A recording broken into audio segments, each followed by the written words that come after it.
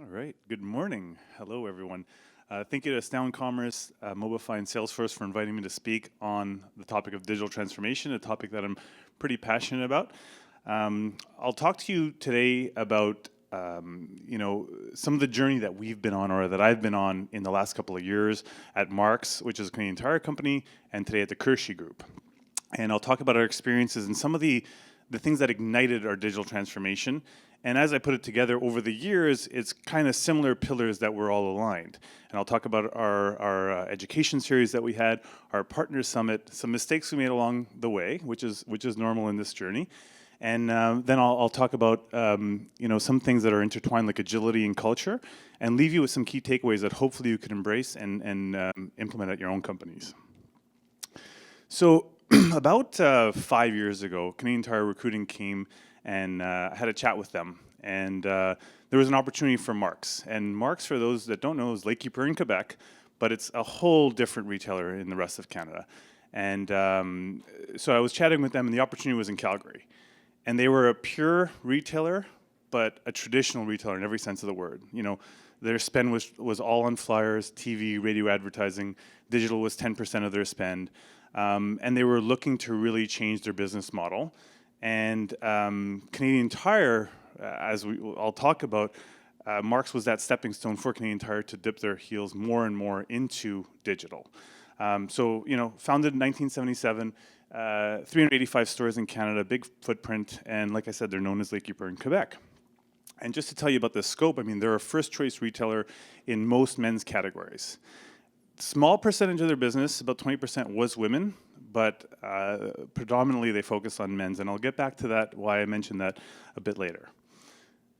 Fast forward a couple of years, and in May, I decided to take on a new challenge with a whole new set of rules. So the Kersheh Group is a wholesaler of sleepwear, and they are trying to break into the direct-to-consumer market. So it went from an enterprise, large enterprise, purely retail company with large budgets and large teams to a wholesaler, SMB, that was trying to crack into D2C. And you'll see kind of why, hopefully this video explains why I see a lot of possibility and why we've brought some people on this journey with us on the team, because there's some cool things we're working on.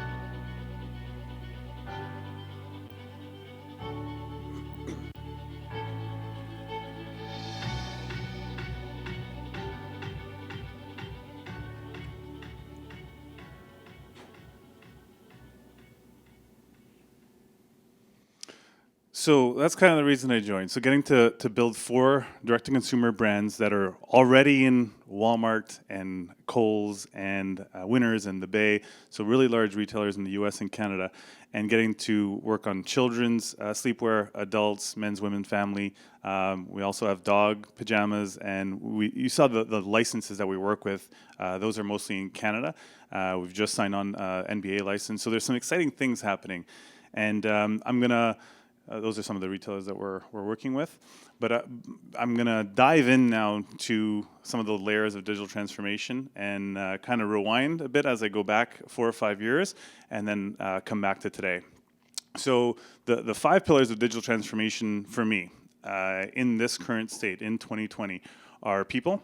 And when I talk about people, it's our team, it's your team that you're hiring and the people you work with on a day-to-day basis. The second one up there is partners. The Salesforce, Astound Commerce, Mobifys of the world, who are vendors and technology providers and agencies that really have a relationship with you and enable partnerships. That's the only way to move forward in digital transformation. Culture. Culture is a huge piece, intertwined with people for sure, but culture on its own, like if you have a status quo mentality in today's world, you will not transform digitally. You need to be a disruptor in the business in order to do that. Education. If you've ever haven't educated senior executives and went with them with a plan and they feel like they're uncertain about something, the plan probably won't be approved. If you start educating them though, you might get some buy-in. So education from top down, from your own team, even educating partners is a big component of digital transformation. And lastly, data and change management, which kind of go into each of those layers. But in order to sell your programs, you also have to be data-led in some of your decision-making and processes. So I'm reading a book called The Infinite Game by Simon Sinek.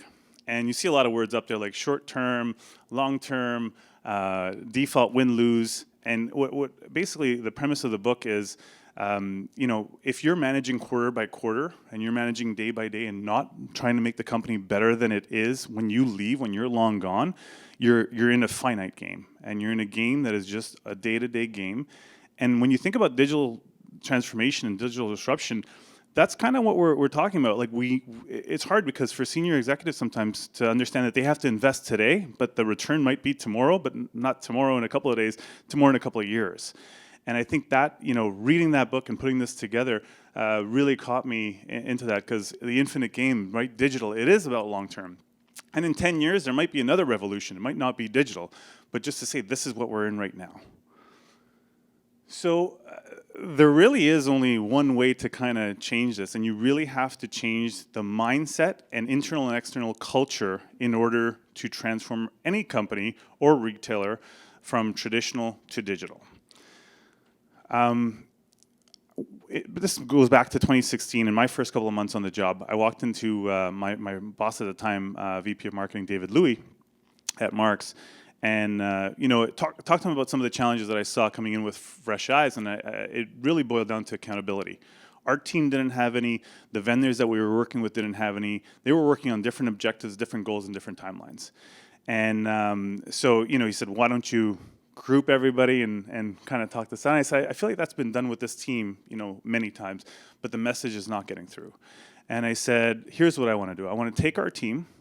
I want to invite every vendor we think will be a partner today, and I want to invite potential partners for tomorrow, ones that we are not working with, to actually share with them our roadmap." And he loved the idea, and I don't think he believed that we would pull it off, but I told him we're doing it on July 19th. So I had contacted a few suppliers already and vendors and made sure the date was good, but we wanted to do this fresh. We wanted to do this right away. Especially, someone new to the organization, you're looking for some quick wins, and this is one of them that I thought would work.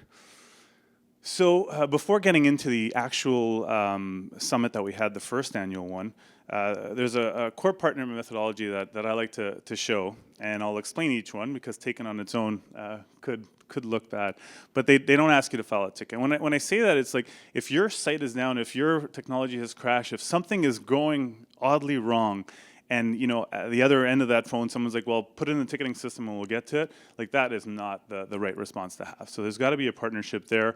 I'm all for ticketing and transparency and using Zendesk or whatever you're using. to track these things, but just to say, like, there's a, we have issues sometimes, and our partner is right there with us trying to solution it. They respond within an hour. It really feels like you're a wanted customer when you get that response, especially when something is potentially wrong. Just a little thing like Tarek, we were going back and forth for today, and within minutes I would have a response from him. And it just makes you feel welcome, and it makes you feel like you actually are being listened to and are a core partner. They fix their solution within a day. Understandably, some things like a server crash or a website crash or a mobile app gone wrong take longer. But at least they come prepared to you, and at least they communicate with you. Let's say it's, happens in the morning, by noon you get an update saying, hey, this is not going to be fixed today, but here's the plan to fix that. And that is really important from a vendor standpoint to the customer. It's really important for us. And it's a win-win. So turning this aside, if the partner does everything that you need, if that technology company does all, meets all your KPIs, meets all your goals, and at the end of the day they come to you for a reference or a recommendation, and you say no, you yourself are not being a core partner. So that's really important, and it's something to keep in mind. Even at contract time, right? Like there's people at the other end of that vendor, sometimes they may need help on a contract or getting an early deal done or something like that. Like, these are all human-to-human relationships at the end of the day. It's not company to company, and it's important to keep a win-win in mind. So, July 2016 came, and we had our first annual Marks Digital Partner Summit. And we had about 40 people in attendance. We had 8 partners, and the rest were mostly the e-com team, marketing team, and digital teams. And we had a couple of senior executives as well. And a couple of interesting things started to happen. We started posting this on social, and there were 2 very large technology providers that reached out to us that weren't at this event. And one of them was really disappointed and kind of bitter about it. And they're one of the largest technology companies. And they really didn't understand why they weren't there. And just the fact that they were bitter about it and actually didn't do anything after kind of was a reason. And the other one I'll mention, because it is a good news story, was Bazaar Voice. They power reviews across websites, and our account manager, Lauren, called us, and she said, I'm disappointed, but I understand. I understand why we're not there. We haven't been a good partner for you guys. And she said, I'm going to fly out to Calgary in 2 weeks. We're going to talk about a roadmap, and our contract was expiring. And so we outlined a 6-month roadmap, and I said, we'll sign an extension for 6 months. If we get through everything, you guys will have your contract. And to their credit, they actually did everything. They're a core partner. We actually got them onto Sport Check, which was our sister company. They did more work with Canadian Tire as a result. So just a little thing like that kind of sparked them and fused them to come on board. Another interesting thing happened. So we had Google and Facebook, fierce rivals in media today, the 2 fiercest, and they were up there trying to help us win in omnichannel. That was the goal of that session there, and really sharing ideas on media.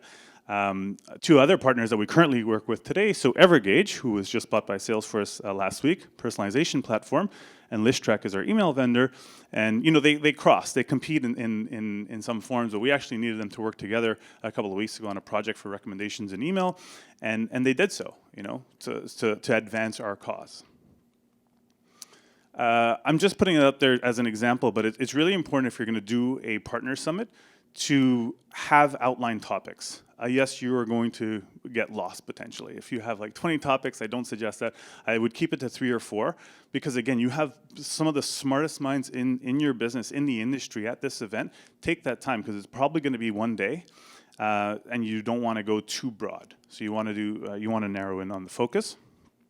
The first one you do, I would also suggest having an outside moderator. So we brought in an outside moderator, and just little things that you wouldn't think about. So she gave everybody 3 voting dots at the beginning, stickers. We didn't really know what they were going to be used for until we came out of the brainstorming sessions, and we had about 500 ideas. Like, how do you prioritize 500 ideas?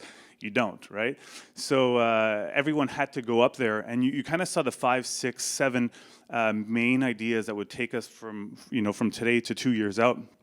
And some of the partners, interestingly enough, were voting on things that weren't involved in their business.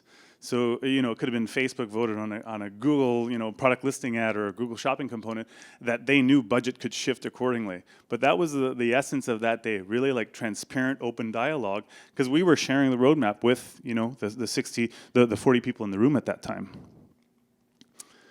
It's not a mistake to make a mistake. It's a mistake to repeat that same mistake. I think you guys may have heard that before. And I made a couple of mistakes there, right? We're talking about building for digital, building for the future, and marketing, e-commerce, digital, IT, technology, all kind of related, and we didn't invite IT. So shame on us. They were disappointed because we had presented them a roadmap following this, and a lot of them was technology, and they didn't feel any buy-in towards it, right? And there was a lot of pushback. The other group we didn't have, less offended, but we learned their lesson, was operations.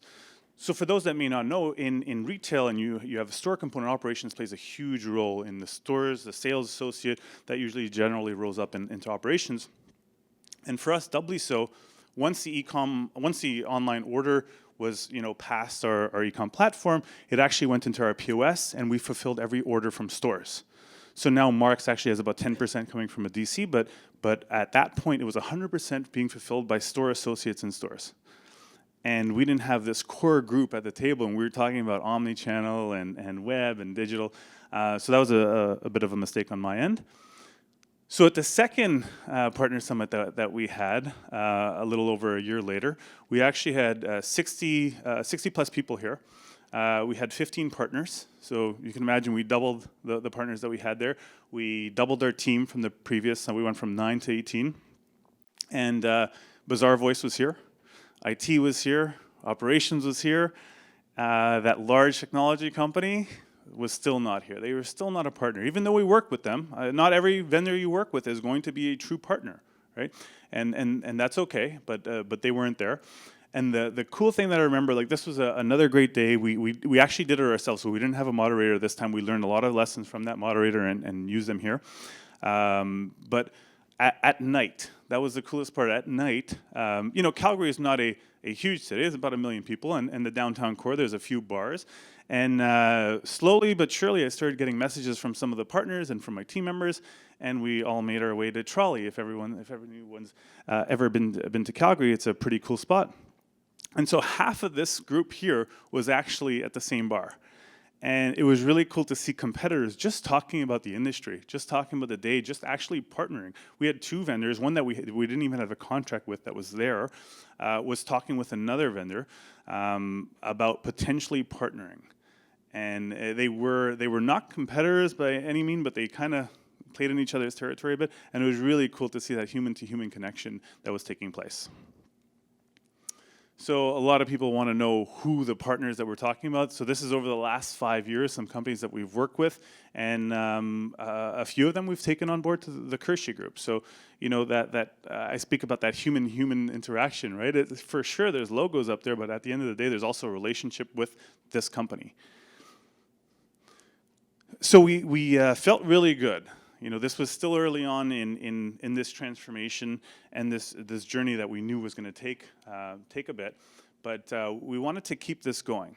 And to my boss's credit at the time, he said, why don't we start educating the company on digital? Remember, like purchasing team at that point, if they had an idea for a product or they wanted to promote their product, the idea was in a flyer. So we had to push that a bit, and so David said, why don't you get Google and Facebook and Listrak in and talk about digital? And I said, I love that idea, but if we do that, it's always going to be what does Google think and what does Facebook think, what does Listrak think? So it has to be me and my team up there educating the company on digital. And we did. So the digital 101s were born. The first time we did this, we had the entire company there. We had mini sessions. It was kind of like speed dating for digital marketing. So we educated them on paid media, on paid social, on organic social, on SEO, affiliate marketing, and so on. And we got really good feedback from the day. But one of the things was don't do this for 6 hours, which we did. So another mistake I made, it's really hard to keep their attention for 6 hours. So we learned and we've evolved them. So, it went into 201s and 301s and more advanced. And then it was, one person per department was coming on board and we were talking about, advanced segmentation, customer segmentation, and so on. So again, now we started educating people and we started providing them ammunition. So now it wasn't just about the flyer. It was what can your email help my business with? Can I get some homepage takeovers on your site? Can I get some catalog pages built out for my category? Getting to data. At the end of the day, if you're sending spreadsheets and saying, yeah, we're data-led, like that's the wrong approach to have. You have to start telling stories with that data. And I don't say that in a negative way, tell your, or like sell your story, but at the end of the day, make that data tell your story. And we did it in a few ways, and it might not be in ways that you might be thinking. So we used 4C data, so web survey tool. And remember, the company in the past would do traditional surveys, and they thought their market was men. So they sold men's apparel, so they thought their market was men. And when we started doing these surveys, we found the female was as influential and way more influential, and the dollar share that she was providing was way heavier than men. And the one that interests us was other relatives. So we hadn't seen this on surveys before, and we dove into it. This won't add up to 100 because some said prefer not to answer, but son and employees were the two things that popped out. So when you think of targeting, okay, so 15, 16, 17-year-old boy, who's buying, their underwear, their socks, their pajamas? Mom is generally buying it. So we started targeting that segment. And then employees was an interesting one. We have a huge workwear division, and we sell nursing gowns and doctor gowns and so on. And the buyers at these hospitals, generally women, were in that segment. So we started targeting hospitals and different titles associated with buyers or of these companies. And then when we broke it down even further, we saw this blend beginning to shift, that 60-40 split on social, and also how or why they were coming to the site. So we knew that women actually preferred the browse experience. And so when we had a personalization tool and we knew it was a woman or someone that was, clicking on women more often, we catered that experience differently than to a man who, you'll see up there, right? Contact customer service is a big one. They wanted a simple process, or they were reaching for live chat, or they were reaching for messenger chat. So we designed the site and catered that accordingly using our personalization tool. And you'll see that 60-40 split. In the past, if we had media, any type of media was really, really skewed towards men. Our campaigns were, 2 or 3 guys in a campaign shot. We didn't have family, we didn't have women in it, and we really started to change that because of this digital data. Kersheh Group, I have a couple of employees on my team here, and they're probably sick of me talking about market research and customer segmentation, building out personas, and this is why. Like this to me, these are data points that we can now use in, I was having a conversation with one of our employees about product descriptions and what people want, what people like, and this is one of our personas, and now we have the data points to attribute proper segmentation to them. And we even understand the competitors that they shop at, the brands they like. So this really is ammunition for us when you think about media or when you think about how to talk to these individuals. So we do think that this is a fast pace, right? Voice, AI, drones being delivered or drones being used to deliver. It's probably the slowest it will ever be. And that's kind of frightening and scary, but it also presents opportunities, right? You got to keep pushing forward. And we wanted to do that too. So we wanted to really live that agile mindset. So agile, Scrum is based on the agile methodology of transparency, inspection, and adaptation. And we brought Scrum into our daily lives. And we also created a wall called Digital Hub. And we did this on purpose where people would walk by it and see all the projects we were working on. And digital would start being on the front of their mind. So, we did this half for our group, but also half outward, right? How do you get a digital transformation going? You change the internal and external culture and mindset. This is one of the ways we started doing it. And then we wanted, we were talking earlier this morning about people and culture, and the people at the end of the day make a culture. You can't force culture into an organization. And we knew what our employees kind of wanted. They were younger millennials, and they wanted, education was a big thing, advancing was a big thing. So we made, small thing, Google Analytics, we made it mandatory to do the certification. So, our whole team had 3 months to practice. We practiced together. We made it, into a fun outing. And our entire team passed. Some other people in the marketing department were doing, not all of them passed, but the fact that other people wanted to join in on this was a pretty cool thing. Mentor-mentee, so we had managers and we had coordinators and specialists, and they wanted to advance, and we knew that. So what better way? We didn't need HR to do this. We paired them up with managers in our team. The only stipulation was you get out of the office for 1 hour, and you have to commit 1 hour a month, both mentor and mentee. And we paired people together that weren't on the same team. And again, how do you get to that next level? and that was one of their ways. And then I helped the managers be their mentor. So it was kind of a win-win for everybody. And then success factors. So, it's really hard if you have 25 KPIs in a year or 25 success factors in 1 year. Is really hard to get them all done. But if you have 2 or 3 main ones and everything else flows smoothly below that, it's a lot better. And we also had some Google has that 20% rule where you do research that necessarily isn't your day to day, and we tried to implement that as well. So we had our email person potentially working on social content because it was something that she was passionate about and wanted to learn more about, and we were okay with that. So kind of it goes back to that Simon Sinek, the infinite game. If you're not ready to invest in digital and transform the business, it's going to lead to failure. You have to move quickly. Like standing still and waiting for that next revolution or evolution to come, you may as well pack your bags. And so the key takeaways for us was, if you show partners your roadmap, if you get them to achieve buy-in, if you have a good relationship with them and your team and put them all in a room, partners will be held accountable. And it's really hard to transform your business without the support of partners. Educate from the top down, then sell. We tried selling first without educating, and when people don't understand part of their business, right, they're a bit closed. They're closed-minded to it. When they start understanding your business, they're a bit more open-minded to giving you budget and resources and, letting you go to conferences and so on, right? Like they actually have that buy-in. Use data to tell your story. Use data to sell your story. I think I showed a couple of examples there where don't just jam data down people's throats and say it's data. Like, how do they use that data? Like, people are busy. They may not open that spreadsheet and spend 25 minutes on it, but they will read your analysis. And I think you have to put that in kind of in layman's terms and really spell it out for them. Add transformational layers, whether it's GA certification or mentor-mentee sessions. Find those things that get your team excited and try them out. We threw things on the wall and not everything was a success, but we kept pushing and trying. And pick a date and go. So, rather than saying tomorrow or next quarter or next year, whatever these initiatives are, actually pick a date, stand by it, get your team involved, and launch it. And I'll leave you with this quote. And again, it's that agile mindset and constant iteration. This came from a senior executive at Maple Leaf Sports and Entertainment. So they own the Raptors, the Maple Leaf Raptors, right? They're doing some good things, obviously. So this came from someone in the sports industry.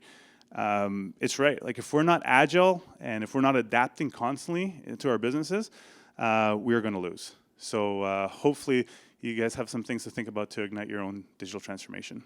Thank you.